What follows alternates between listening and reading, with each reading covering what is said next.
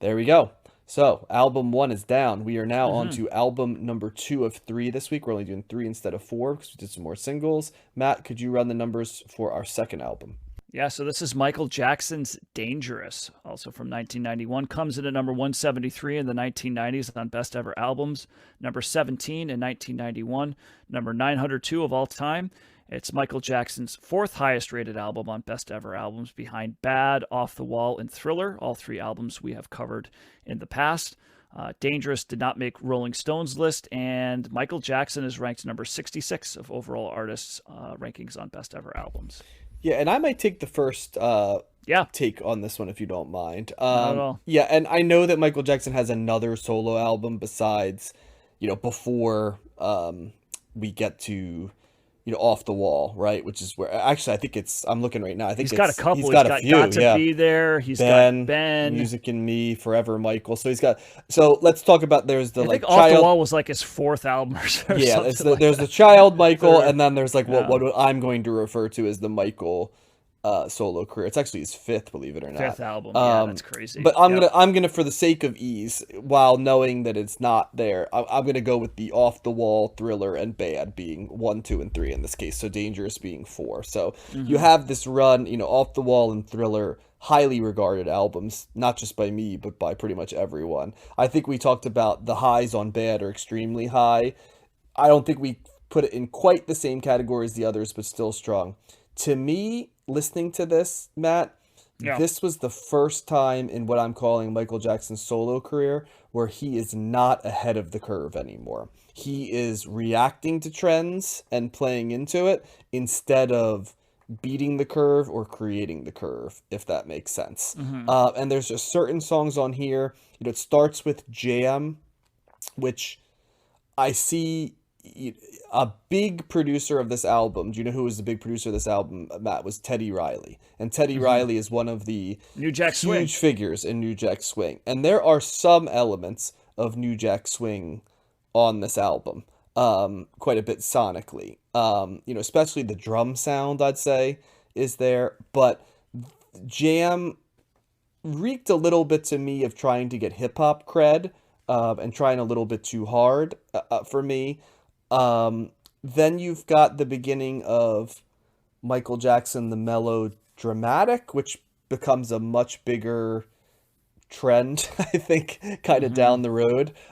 History, I remember, had a lot of songs like Heal the World on it. Will You Be There is another song along that. Together, those songs take up about 14 minutes of time, which just strikes me as a little bit too much time.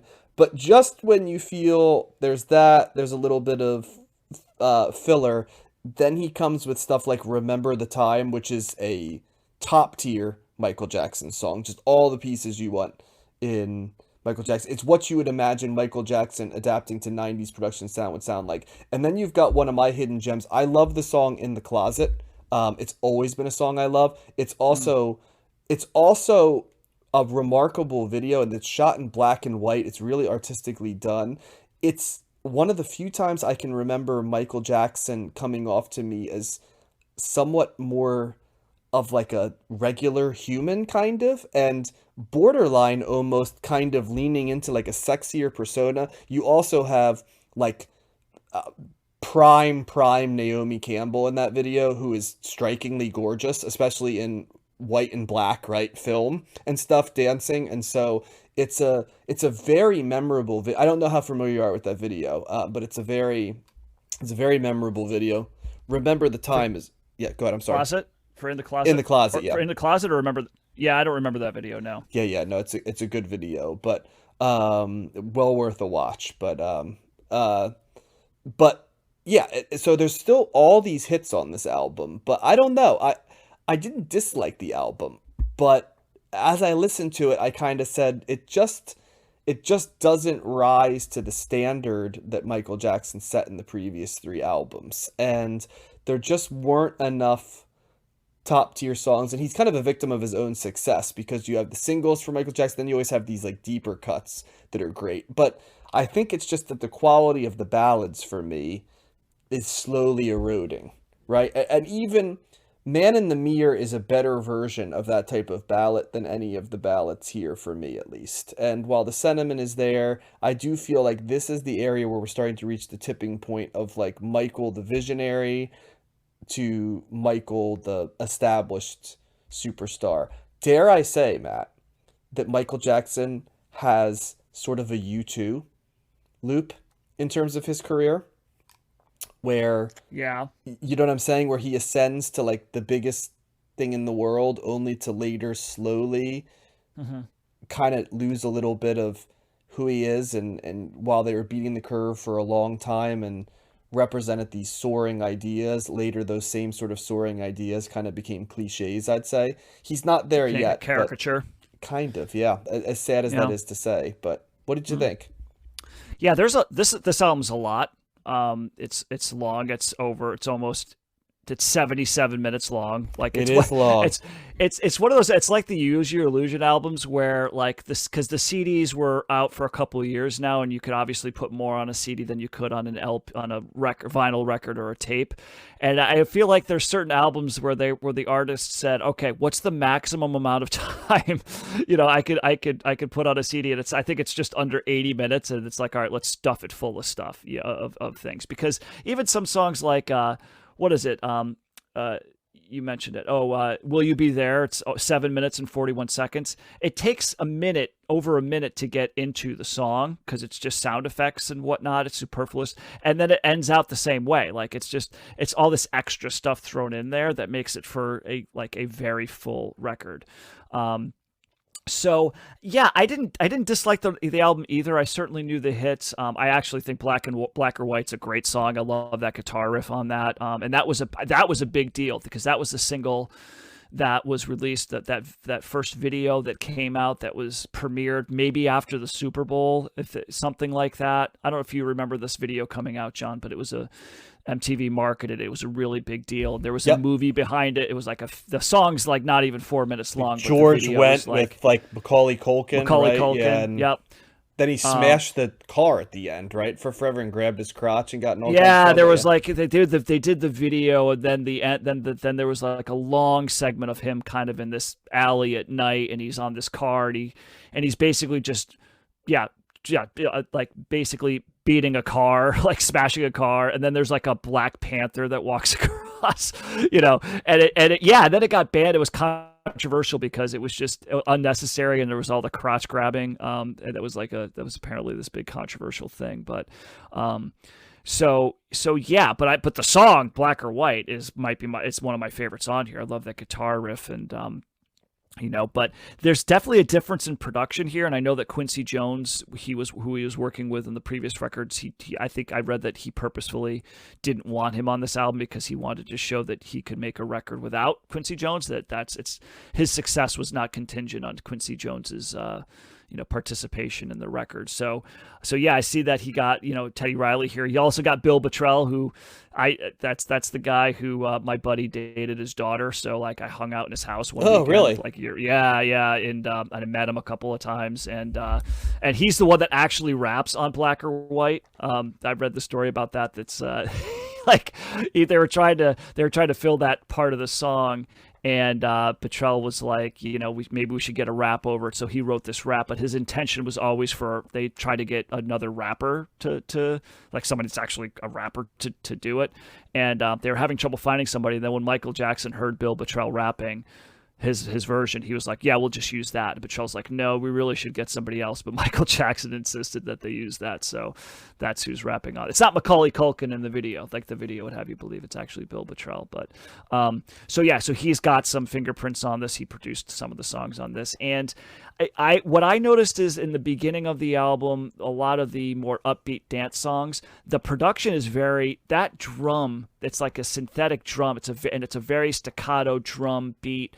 It's almost like a lot of these songs are stripped down of other instruments. It's a very beat driven kind of sound, which I like, but I also felt like it might have used that style a little too much, particularly in the beginning, because almost every song that's just this banger after banger after banger, really upbeat song. Has a very similar kind of sound to it, which kind of bled together a little bit and made some of these songs a little bit, I don't want to say forgettable, but less, they didn't really stand out as much on their own because the production was the main quality that stood out to me, at least. So it wasn't bad, and there is New Jack Swing elements in here, and I like that style a lot, actually. But it did seem, for an album of this length, and for him trying to be expansive and try to, go in different directions, it's interesting that that production choice was used so frequently, particularly in the beginning of the record. So it's kind of mixed on it. Like, I liked it, but I felt like it was overused a little bit. The ballads, to me, God Heal the World is just, it's okay. Yes, I would like the world to be a better place too, and I think that there's nothing wrong with people trying to have positive emotions and sentiments sent out, and like, let's come together and stuff. But it's also like, at the same time, like, really heavy-handed, songs like this. It's just, I have a hard time not rolling my eyes. It's like, oh my God, so that song is definitely not something that I would like to play over and over again. Although I will say, Will You Be There? There's something about that song musically that I do like. I like the key changes. I like the not galloping, but kind of like the repetitive, drum part that's being played there. There's something a little bit soothing for that song for me. It's got this gospel or, kind of vocal choir in the background going on. I also remember that being from the Free Willy soundtrack, so it's hard to detach that from that. But I certainly like that more than Heal the World. But yeah, like something like Man in the Mirror, or Human Nature, I think are better, ballads than that for sure. But so I think overall I'm a slight thumbs up on this. It's like I said, it's a lot, and and I can see what you're saying. I didn't think of it totally in the context that you brought up, John, that this is kind of where Michael Jackson's starting to lose his fastball, or not being ahead of the curve, and this is also where he's starting to kind of, people are becoming even more, they're raising more eyebrows at him, because this is also where he starts to change his appearance more. He's becoming more of a recluse and just, bizarre, really, right? And so that's happening at this time too. And maybe people are clamoring for the Michael Jackson of Beat It and Billie Jean. That's the Michael Jackson that people really responded to. But he was still getting a lot of, people were still losing their minds worldwide whenever they saw Michael Jackson. So he still had a lot of his fans. But yeah, I could see that. I could see him losing his fastball a little bit. So yeah, there's a lot happening here, and I think overall it was I was fine listening to it. I think he's still very talented. I still like his voice a lot. And I don't mind him going in a little bit of a different direction, but I think you definitely could have shaved like tens and tens of minutes off of this album. I would agree. Maybe condensed it. It could have been a lot stronger. Yeah, for sure. And I think where Michael Jackson's game is still on point in this, and even though I didn't love the black and white video, it still was a big happening. I know Jam, I believe, had Michael Jordan in it, right? If I remember correctly, in the video. Oh, I don't remember. Heavy D raps on it, though. I do believe Michael Jordan was in that video. Remember the Time is a iconic Yep. Video. They're in ancient Egypt. In ancient Egypt. And like I said, the hidden jewel on this as both a song and a video is In the Closet by Michael Jackson. It's really, Keep It in the Closet, is a really great song. It's, like I said, a word that is not often attributed to Michael Jackson, but a super sexy video. And it's surprising how, masculine, like, you know what I mean, in the traditional sense, right? Like aggressive masculine kind of Michael Jackson is. It's kind of a cool look, you know what I mean? It's like, whoa, okay, cool. It's like a different persona of him. And it's great dance moves and stuff. It's shot beautifully, and like I said, I mean, at this, I think like Naomi Campbell's like 21, and she is just a striking human being in this Wasn't video. she in Remember the Time as well? She was the model yeah. in that? I believe so, yes. Or no, Iman was in Remember the Time. Oh, right, yeah, okay. Yeah. No, I forgot there was different humans. model. Yep. Yeah. So, but no, yeah, like I not to do too much, but yeah, it's a very visually beautiful video. I like black and white videos in general, and this was a good era for that. Josh and I talked quite a bit about how beautiful the Wicked Game era was as well, which Mm-hmm. kind of, had two beautiful people in it, right? Just sort of shot perfectly. And there's just something about that artistic vibe that, of course, then got appropriated for perfume ads and stuff that, to Yeah. kind of make it